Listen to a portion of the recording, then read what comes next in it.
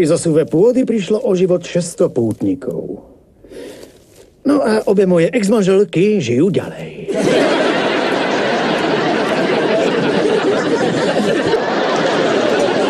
Nerád vidím, ako si ničí život sexovaním s pochybnými ženskými. A kto ťa volal, aby si sa vrátil? Vieš, ktorá stála za to? Nepokračuje len. Mia. Bola krásna, múdra, nemal si ju nechať. Hovorím ti, že to bola najväčšia hlúposť, akú si kedy spravil. Už nepokračuje len. Mal si úžasnú ženskú, dokonca si ťa chcel aj vziať. A ty si ju len tak odkopol, nechápem prečo. Dobre, teraz počúvaj. Chceš vedieť, prečo som ju nechal? Tak ja ti to teda poviem. Nechal som ju len kvôli tebe. No, ohromné, kvôli mne. Áno, presne tak. Chcela, aby si sa z tohto domu odsťahoval. A ja som povedal nie. Svojho brata by som na ulicu nevyhodil. Naozaj?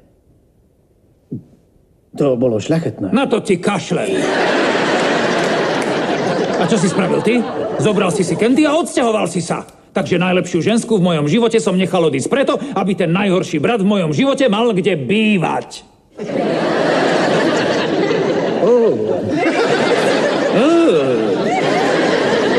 No, vidíš. Takže to nakoniec celkom dobre dopadlo, nie? Ako to myslíš? Akože ako? Keby si býval s Miou teraz, keď som sa vrátil naspäť, to by bola dosť prekérna situácia.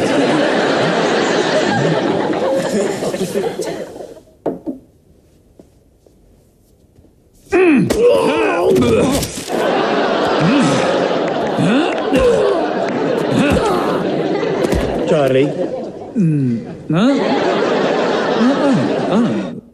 Ako hovoríš?